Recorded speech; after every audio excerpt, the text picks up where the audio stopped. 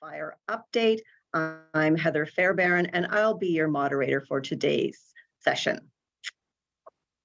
We have quite a number of participants joining us today, so I will go through the list and then I will introduce our speakers as they begin. Joining us today, we have Premier Tim Houston, Mayor Mike Savage from Halifax Regional Municipality, Scott Tingley, Manager of Forest Protection, Department of Natural Resources and Renewables, Dave Rockwood, Public Information Officer, Shelburne, Department of Natural Resources and Renewables, Dave Steeves, Public Information Officer, Tan Talon, Department of Natural Resources and Renewables, Bob Robichaud, Warning Preparedness Meteorologist, Environment and Climate Change Canada, Dr. Robert Strang, Chief Medical Officer of Health for Nova Scotia, Chief Superintendent Sue Black, Nova Scotia RCMP Criminal Operations Officer. Also joining us today to support with media Q&A, we have Erica Fleck, Director of Emergency Management, Halifax Regional Municipality, and Bill Lawler, Atlantic Director of Government and Strategic Relations with the Canadian Red Cross. And with that, allow me to introduce the Honorable Tim Houston, Premier of Nova Scotia. Please go ahead. Thank you, Heather. Good afternoon, everyone. 16 fires in the province right now, 4 out of control, 200 homes destroyed, and almost 20,000 exhausted, scared, evacuated Nova Scotians. It's really hard to get the head around. The numbers are really breathtaking. But 11 water bombers are hitting the Shelburne and Barrington areas. 6 more water bombers are on the way from Montana. Firefighters are on their way from the United States. Firefighters are on their way from Costa Rica. And I want to assure each and every evacuee that everyone is completely focused on fighting these fires and supporting you. We do not know when the evacuation will be lifted, but we are working to get there. The team has been able to procure a base camp in the Shelburne-Barrington area for up to 250 firefighters and support. Thank you to the Coast Guard for their help in getting that up and running. The military have been engaged throughout the week and is certainly actively engaged right now. Many people are asking about mobilizing our volunteer fire departments from around the province, and that process is underway. There is a process to make sure that the firefighters are trained and ready and able to fight the fires in the wild. Wildfire fighting training is different than structural, so we have to make sure that they're ready. But we need them. We'll need them, especially as folks start to time out, and we need to transition over. It's important that everyone is prepared as we deploy them. So none of this effort changes the fact that our province is experiencing tremendous trauma. It's an incredibly difficult time for Nova Scotians. Mental health professionals have been deployed around the province to support folks. The team is actively working to make sure that the proper resources are deployed. The Kids Help Phone has also reached out. They understand how fear and uncertainty can fuel anxiety and other feelings, and they're there 24/7 to support. So if you have young people, I encourage you to encourage them to reach out to the Kids Help Phone. There are many stories around the province of people stepping up. I've seen them in the comfort centers. I've seen them on the front lines. There's certainly many stories of Nova Scotians stepping up, and that's kind of what keeps us all going. My colleague, Minister LeBlanc, shared a story with me about a healthcare worker who is one of his constituents who opened their cottage to complete strangers. And when they arrived at the cottage, after fleeing from the Barrington Lake fire, they arrived to a fully stocked fridge and pantry and a safe place to stay. So that's the Blue Noser way. We're seeing that come through in many, many ways, time and time again. We need some rain, and we need some rain. I'm hopeful it will come this weekend. But thanks, everyone. I turn it over to the team.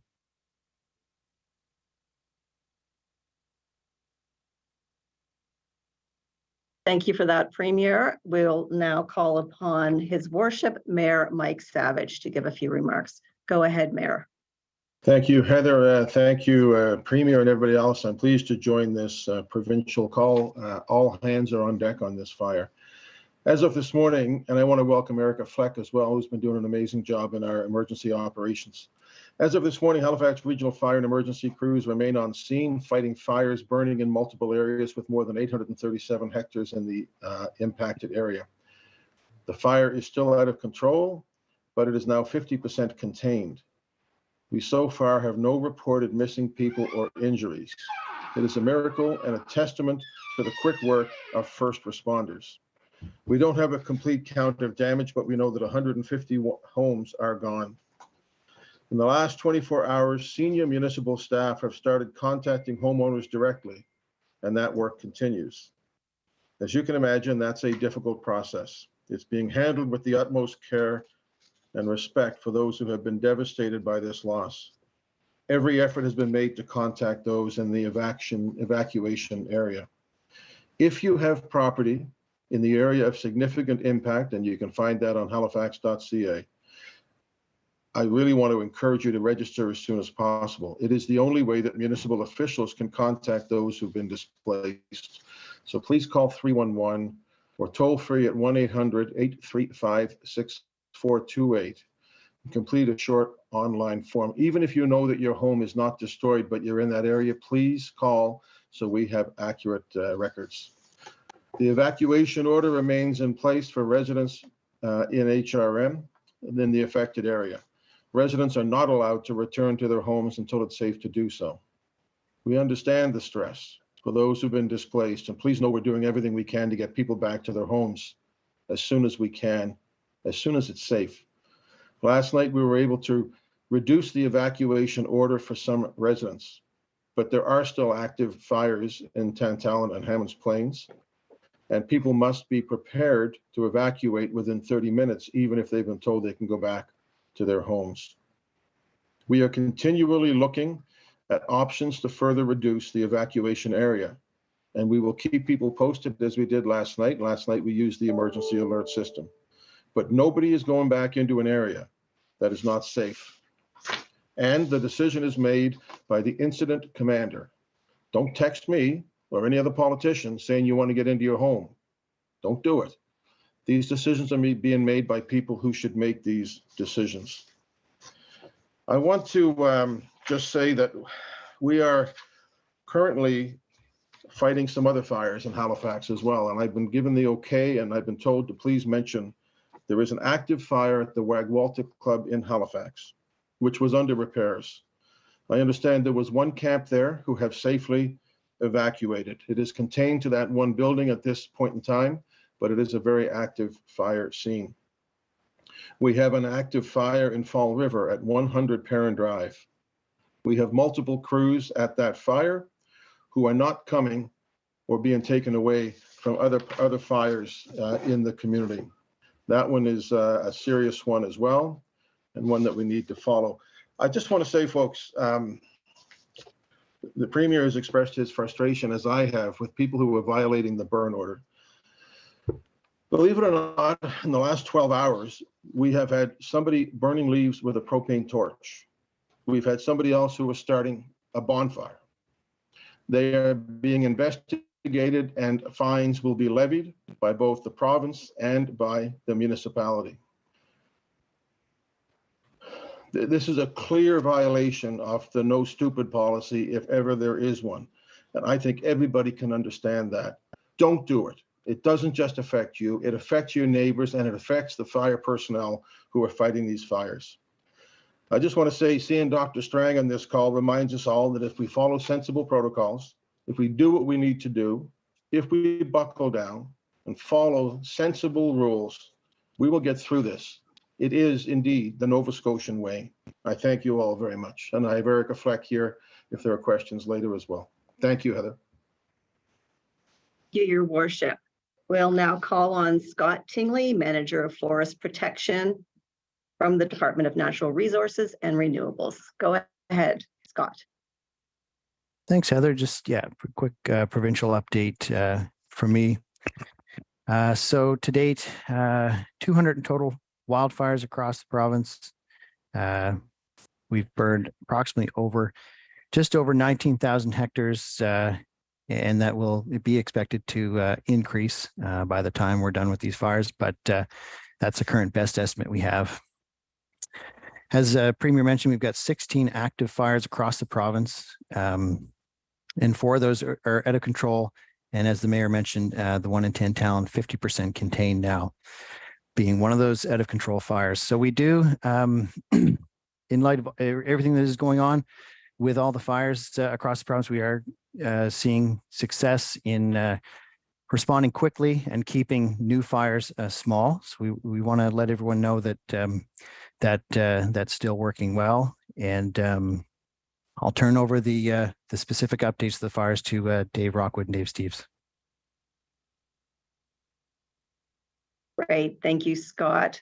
So we'll turn it right over now to Dave Rockwood, Public Information Officer, to give us an update on Shelburne. Go ahead, Dave. Afternoon. So yeah, we're overseeing the Barrington Fire complex down here. We've got 3 fires in this area that we're overseeing.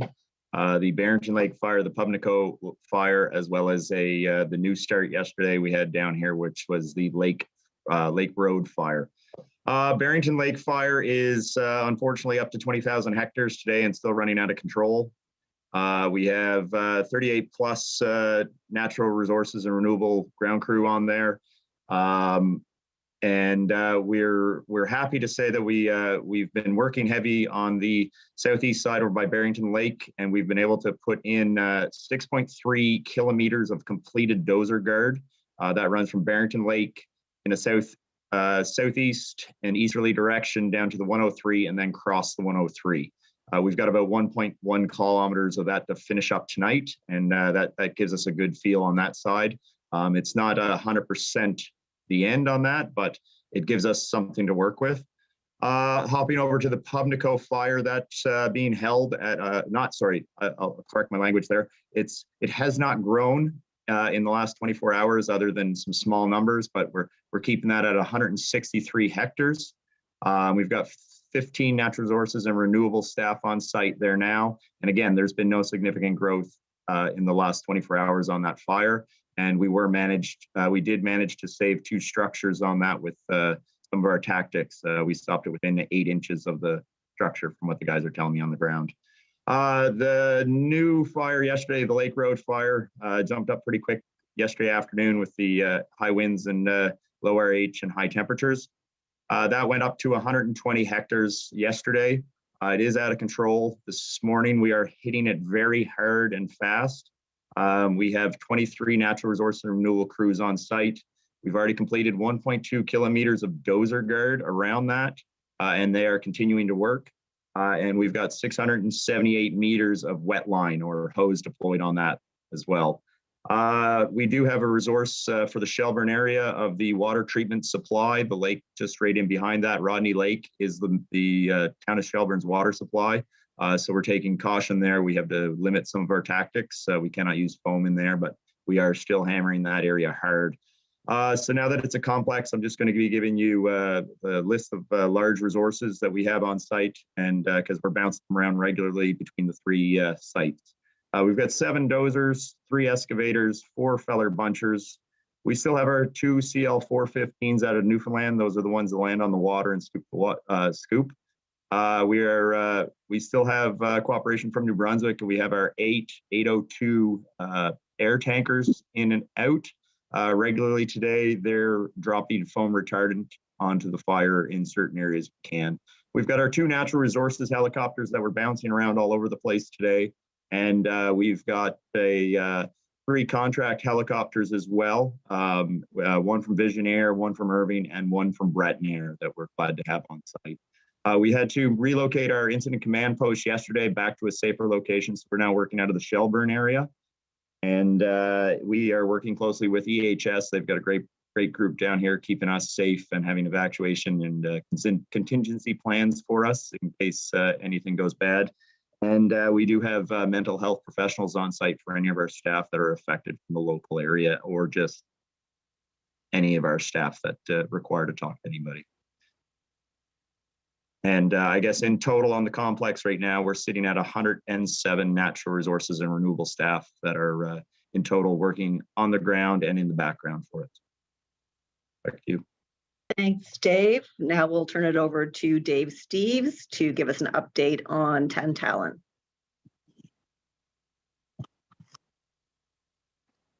Good afternoon. Thanks for having me. Today, unfortunately, our relative humidity is low and our temperatures are high, and that is giving way to some relatively extreme forest fire activity. It's all within the perimeter, which is a good thing, but our crews are busy chasing flare-ups and smokes. We are still concentrating on structure protection with our colleagues at HRM Fire. We seem very successful at that. We've been working very closely with them since the very beginning, so we've developed a great working relationship. On the ground, we do have 40 DNR personnel, as well as 117 HRM firefighters. 9 firefighters from the Department of National Defense, and 38 apparatus in total. Our air assets, we have 5 helicopters on scene and 1 CL-415. Heavy equipment wise, we are looking at 1 dozer and 9 excavators, and currently they are building dozer brakes in areas of concern. So today, if we are fortunate enough to keep the winds from picking up too much, our operations section feels as though we have been successful to this part. But as I had mentioned earlier, we haven't hit those magic hours when the fires tend to pick up in the late afternoon, early evening. So we are just going to have to wait and see where the environment takes us for today. Thanks for that, Dave. And now we'll check in for an update on weather with Bob Robichaud, our warning preparedness meteorologist. Go ahead, Bob. Thank you, Heather. Just before I get started in English, juste pour préciser que je vais donner l'information en anglais, mais si qu'il y a des questions en français, je peux prendre des questions en français. So weather-wise today, this is the day that we were worried about with the very high temperatures. As Dave mentioned, over the last few days, the condition we have called crossover, where the temperature in degrees Celsius is higher than the relative humidity in percent. We're seeing a number of locations where that is happening across the province today, not just in the location where the fires are right now, seeing temperatures that are up to well into the 30s over many areas. The highest temperature I saw just earlier was 35 degrees on the South Shore. So very, very dangerous fire weather conditions today. As we head into tonight, conditions will stay relatively warm. However, the relative humidity will start to increase as part of that diurnal cycle. Once we get into tomorrow, we're looking at cooler air mass moving in from the north. However, over southwestern parts of the province, it probably won't get there until late in the day. In terms of rainfall, which we really, really need right now, there could be some showers developing in the during the afternoon hours tomorrow, but we're not looking at any kind of significant rainfall, sustained rainfall until tomorrow night. Once we get into tomorrow night, into Saturday, there's a much, much higher likelihood that we're going to get the rain that we desperately need. In terms of air quality, again, as part of the diurnal cycle, the air quality is improving a little bit during the day. However, conditions tonight are expected to result in the air quality decreasing in the overnight and early hours of tomorrow morning. So that's a wrap up with the weather, Heather. Thanks, Bob. We'll move along to Chief Medical Officer of Health, Dr. Robert Strang. Go ahead, Dr. Strang. Thanks, Heather. And just let me quickly offer my sincere condolences to Nova Scotians who have lost homes or have been evacuated. And a huge thank you as a Nova Scotian to the many, many first responders who are risking their own lives, protecting the rest of us. Let's all be smart and not add to their burden. I'm here today to talk, give some information about air quality and health. We know that there is no safe level of exposure to wildfire smoke. Everybody has some level of health risk, but this is higher for small children, women who are pregnant, the elderly, and people with underlying significant lung or heart conditions. It's clear that the amount of smoke will vary, or has been, and will continue to vary significantly across the province. And in any one location, it varies significantly throughout the day. So if there is wildfire smoke, and that means really when you can see and smell smoke, then the local air quality is being negatively impacted. And if you are in these situations, people should take steps to limit their outdoor activity, especially strenuous activity. And the more smoke there is, the more cautious people should be. And people in the higher risk groups should also be more cautious. And if you're living in the areas where there is wildfire smoke, you should also take steps to keep the indoor air as clean as possible. Keep your windows and doors closed as much as you can. If you have an air conditioner, you can run it, but keep the fresh air intake closed and the filter clean. Heat pumps are safe to use because they don't actually bring indoor or outdoor air into the home. And of course, if you need specific health advice, you can call 811. And if you feel you're in a medical emergency, you can call 911 and ask for immediate medical attention. Thank you, Dr. Strang. And finally, we'll wrap this with Chief Superintendent Sue Black, Nova Scotia RCMP Criminal Operations Officer. And after Sue, we'll go into media Q&A. Go ahead, Sue. Thank you, Heather, and good afternoon. Bonjour à tous. The RCMP's work alongside our partners to keep people safe and to support the firefighting efforts continues. In Shelburne County, our officers are assisting with the mandatory evacuations as they continue to grow in number. With the safety of all in mind, we're asking people to avoid traveling into Shelburne and Barrington areas unless necessary. Approximately 40% of residents in the county have been evacuated. Conditions are smoky and visibility is poor in many places, and a number of road closures are in effect, including parts of Highway 103. As I said yesterday, please visit 511 Nova Scotia for the latest road closures. La GRC poursuit son travail aux côtés de nos partenaires pour assurer la sécurité des personnes et soutenir les efforts de lutte contre les incendies. Dans le comté de Shelburne, nos agents participent aux évacuations obligatoires dont le nombre continue à augmenter. Pour la sécurité de tous, nous demandons aux gens d'éviter de se rendre dans les régions de Shelburne et de Barrington, sauf en cas de nécessité. Environ 40% des résidents du comté ont été évacués. Les conditions sont enfumées et la visibilité est mauvaise dans de nombreux endroits. Un certain nombre de fermetures de routes sont en vigueur, y compris certaines parties de la route 103. Veuillez consulter le site 511 Nouvelle-Écosse pour obtenir de l'information sur les dernières fermetures de route. For those who live in communities subject to mandatory evacuation orders, you must evacuate, and you can't return home until you're advised that it's safe to do so. Please remain patient. Fire crews and partner agencies are working as quickly as possible to get the fires contained and to get you home.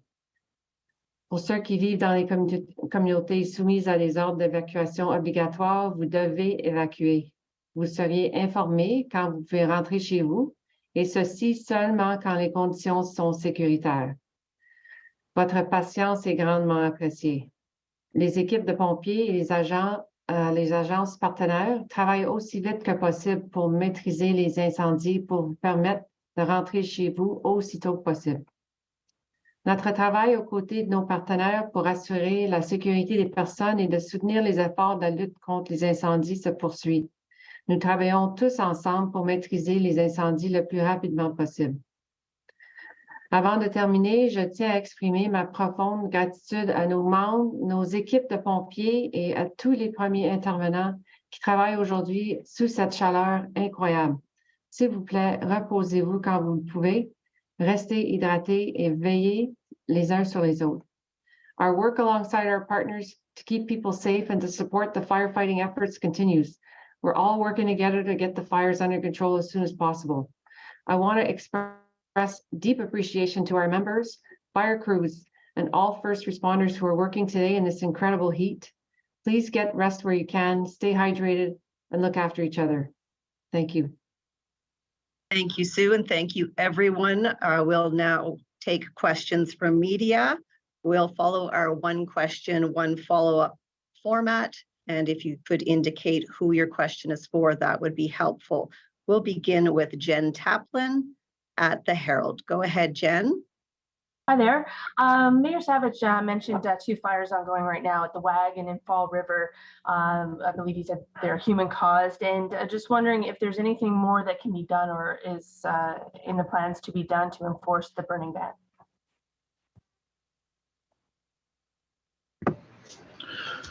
I'll go first. I would not be surprised if the Premier wanted to speak to this one. Look, the Premier increased the provincial fine on this. I'll just tell you, there's a very special gentleman here who's been working in fire for a long, long time, and he used to do a lot of calls on people who were burning when they shouldn't. And his first call of action was education, but that was yesterday, and we're into today.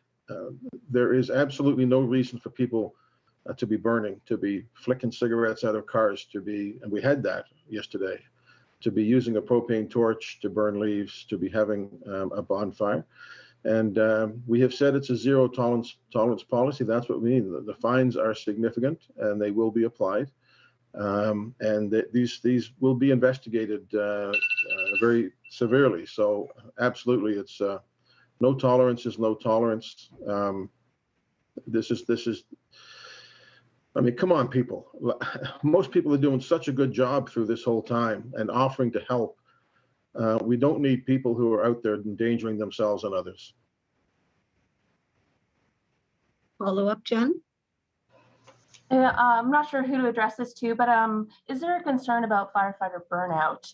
And I understand the news from Ottawa this morning about Canadian military personnel coming in is to help with that burnout situation. Just wondering if someone could address that and how the firefighters are doing. Yeah, so I'll just offer, I checked in with quite a few of them today, including the president of the union. Firefighters are tired, but they're happy to be tired. They're not happy to be, obviously see the destruction, but, they're an odd breed, as we like to say, and they're happy doing their job, which is to save, houses and people and, basically be out there to do their thing. Are they burnt out? The answer is no, from what I'm being told, in talking to the fire folks this morning. We still have lots of firefighters. There's 1,000 firefighters in HRM between career and volunteer, and there's only 100, just over 100 a day out on the fire ground for that cycle. So there's still lots and lots of depth in Halifax. And if I could add to Erica's comments there with Tartan Natural Resources, kind of standard national deployments for wildland firefighting is 14 days on the travel on the fire line, and then a couple of days of travel on each end nationally. So we're about a week in for most folks that are out there. So they're used to this. They're planning for it. We are asking a lot of people to be out there in this heat and working hard. And similar to HRM, we're monitoring those day counts and we're in the planning phase now of cycling people out. We know we're in this, for the Shelburne County fire particularly, but all these large fires, we're in this for the next, we're planning for 4 to 6 weeks. We hope it doesn't go that long, but we're in the planning phase of cycling people out so we don't burn them out. Thanks for that. We'll move on to Jill Cormier with All Nova Scotia. Hello there, can you hear me? Yes. I'm not sure who this question is for, but we're having a hard time kind of getting a sense of how many people are on the way. I wonder if someone could tell me how many people are coming from Canadian forces and how many people are coming from Costa Rica and Montana, and if there's anyone coming from anywhere else. If we could just get those numbers and where they're coming from, that would be great. Thank you. Who would like to take that? I can speak to the wildland resources that are planned. So Department of Natural Resources has been working close with our Canadian Interagency Forest Fire Center and the Northeast Forest Fire Protection Commission. So our two primary mutual aid agreements, that we have access to firefighters. So we actually had our Northwest Territories crew, our Department of Natural Resources group that was out in Northwest Territories. They arrived late last night. And then we're in trucks and heading to the fire this morning. There's 20 of them. And then we had almost another 20 Department of Natural Resources staff that we've been able to round out within our offices. People that typically aren't involved with the firefighting effort. They've got other jobs in the department, but they've got training. They meet the fitness standard. They put their hand up to help, and we've found jobs for them. So almost 40 more people on the road today heading down to Shelburne. Tomorrow, we got a group of Newfoundlanders arriving. So we've got 14 people coming on on that one. So what I understand is they're going to arrive on the ferry early tomorrow morning, and they'll be in Shubenacadie for their in-province briefing and out to the fire line tomorrow afternoon. Just think what day is it? Okay, so Saturday we've got a crew of firefighters coming up from the Northeast states. So there's going to be 17 in that group. And Monday we'll have another follow-up group from the Northeast states with another 18 crew. The group of Costa Ricans, we're just working on the details. The Premier mentioned that. It's still not clear whether we can get 40 or 60. Obviously, we're going to try to get as many as we can. That's a unique arrangement we have with the Canadian Interagency Forest Fire Center, having access to these international folks. And so there's a little bit more work and planning in getting that in place, but it's going to line up very well with our cycling plan when people are going to need a break next week, that we're going to have this group. And then we're working closely with the municipality. And as the Premier mentioned, we're going to be working on engaging volunteers, just putting the formalities in place and hopefully get a big wave of people within the next week to 2 weeks to help us when we get to the point where we're going to try to extinguish, fully extinguish all these fires. Right now, we're still working on containment. So that's what's in the near future. And the resourcing doesn't stop. This is what we're doing all day. We're looking for people. We're assessing all the offers for help from every level of government. And I can tell you, we can see the results of all that support, and we're really feeling it, and we really appreciate it. Jill, do you have a follow-up? Could I speak to that? Yeah. Heather, could I just speak to that first?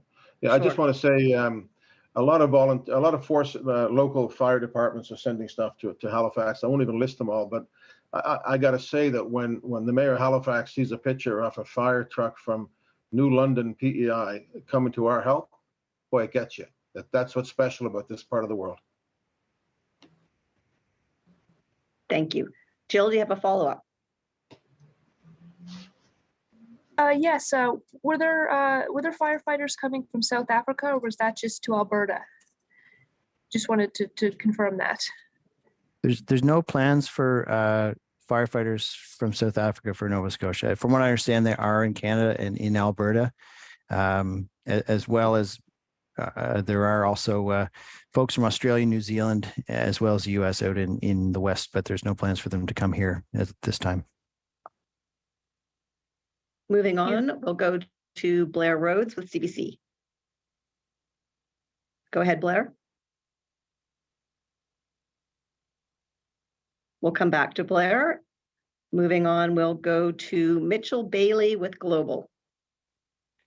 Yeah, my question is for Premier Houston. Going back to the province-wide bans, have any fines been issued at all for people traveling or conducting activities in the woods? And if so, is there a number that could be provided?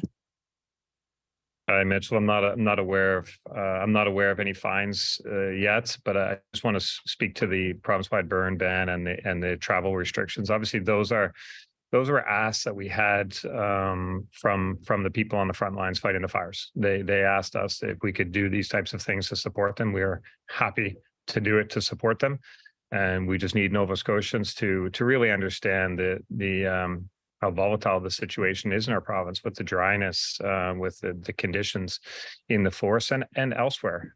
So obviously we've had a couple of days of those bans not being respected, but we need those bans to be respected, and fines are necessary, as the mayor said.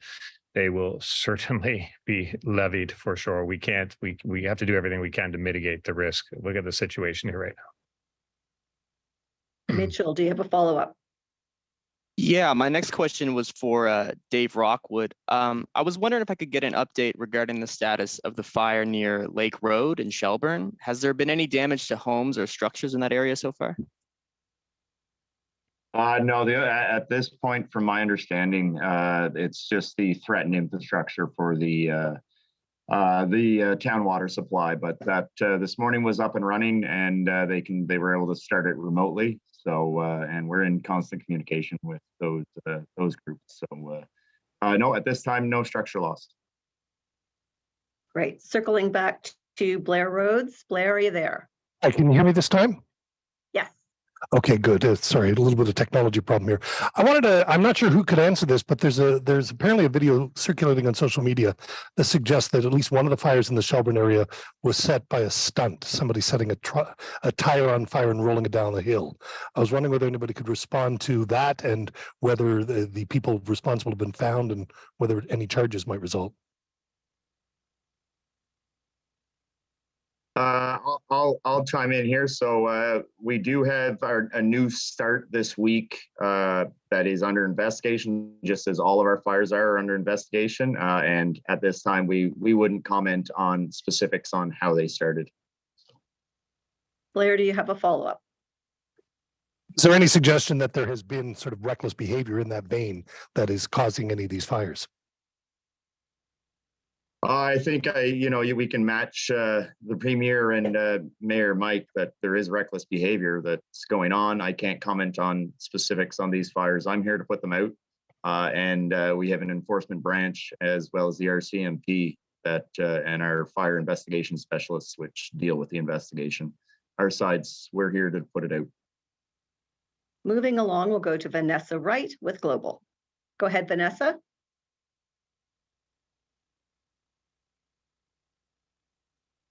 Vanessa, can you hear me? We'll circle back to Vanessa. Moving along, we'll go to Joe Thompson with Acadia Broadcasting. Joe?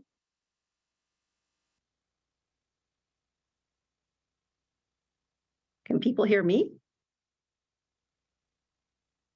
Joe Thompson?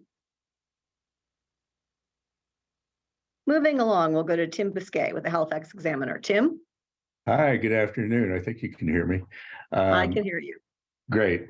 I guess my question is for the Premier and possibly the Mayor. There's an awful, obviously 16,000, a few less now, people evacuated. I don't know that there's any assessment on where exactly they went, but we're getting reports of price gouging at local hotels. And are you in a position to assess that or do anything about it? Thanks, Tim. I've certainly heard those types of rumors, but we haven't been able to confirm them. But just want to remind people that accommodations, food, safety for those that have been evacuated is a concern. It's a primary concern for sure. So the comfort centers exist. There's a number of other initiatives that have been implemented to try to support people through this time. Many people, fortunately, I think, have been able to find safety and shelter with friends and family, maybe in other parts of the province. But I have no confirmation of that. I've heard it, but I haven't confirmed it. I see Mayor Savage has his hand up. Mayor, do you have something to add? I would just like to say that the folks at Discover Halifax, in the case of Halifax, have been very helpful. Ross Jefferson has been reaching out all week. I know Erica has had conversations with him as well. The folks at the Hotel Association as well. There have been some events that were scheduled for this weekend that have been canceled. And what the major reason is that we do need hotel rooms for people who are in devastated circumstances. So I do want to thank the folks in the tourism industry who are trying to help us with this situation. Thank you. Tim, do you have a follow-up question? I do. I recognize that, of course, the immediate concern is fighting the fires and taking care of refugees and evacuees right now. Speaking with some of the evacuated people, that, however, they have real concerns about the long term. Their houses may be gone, and they fear that even in the best of situations, it could take 2 or 3 years, given the tight building situation, contractors right now to rebuild. Will there be any sort of provincial or municipal strategy for helping those folks in the meanwhile? Yes, there will be. The housing situation in across the province is a major concern for sure. One of the asks of the federal government was for some cooperation and support with the modulars. So, we'll definitely need some short-term planning and medium term and even over the long term for sure. That the mark on our province from these fires is going to last for quite some time. But there's a lot of work to do on that. But there's a lot of compassionate people focused on that. Could I say, Heather, too, in response to Tim's question, I appreciated last night to have a conversation with John Lohr, who is, of course, Minister of Housing as well as Municipal Affairs, and he and some of his officials are working on ideas, and we're going to be working on this together. Great, thank you, Mayor Savage. I'll just circle back with the two outlets that may have been having some mute problems. Vanessa Wright with Global. Vanessa, are you there? Okay, one final check-in with Joe Thompson at Acadia Broadcasting. Joe? Hello, can you hear me? I can hear you now. Go ahead with your question, Joe. My question is for Mayor Savage in regards to the fire in Fall River that popped up this afternoon. I'm wondering if you have more information on the size of the fire, whether or not it's under control, and if it's related to any of the other larger fires in the area. I'm going to let Erica Fleck speak to that. So my information is about 15 minutes old now, but just before I came in, I can't say it was under control, but I can't say it's out of control either. It was very early stages in the Miller Lake area. But I do know that we had equipment on scene, obviously immediately, and they were that down quite quickly. And since I came in here, another fire has popped up. So we're up to 3 other fires right now, besides those ongoing in the initial areas. Joe, do you have a follow-up? I do, and it might be for Mayor Savage again, or perhaps Premier Houston, but I'm wondering, last night the evacuation notice for Indigo Shores was lifted, and I noticed that there's only one access road in and out of that area. I'm wondering, with the current state of the volatility of the fires, should they have to evacuate that zone again, how will they be able to get in and out in a timely manner with just one evacuation road? Do you want to go first, Premier? Okay. I will ask. Go ahead, I can, but I was just going to say, just to speak generally to it, I think the evacuations that we've had across the province, if you think about it, almost 20,000 people evacuated. And some of those in very, very quick order. A knock on the door, you have to get out of your house in 3 minutes. So it's remarkable how smooth and professional that evacuation process has been throughout the province. And I think, as has been noted, what we have with the number of fires, number of out of control fires in the province, the number of people evacuated, 0 deaths reported, 0 missing persons, 0 serious injuries. I think that speaks to the professionalism of the team that's on the ground making this happen. So I don't know specifically in that situation, but what I would say is I have great confidence in the people who are deciding on these evacuation orders, and the people who are executing the evacuation orders, and have great confidence when it's time to lift those evacuation orders that's appropriate as well. So I have great confidence in the process and the team. And if I could just add on to the Premier and ask Erica to speak very briefly to this. I've had the honor of being in this EOC on a number of occasions, and when decisions are made to order an evacuation or to lift an evacuation, there's an awful lot of thought that goes into it.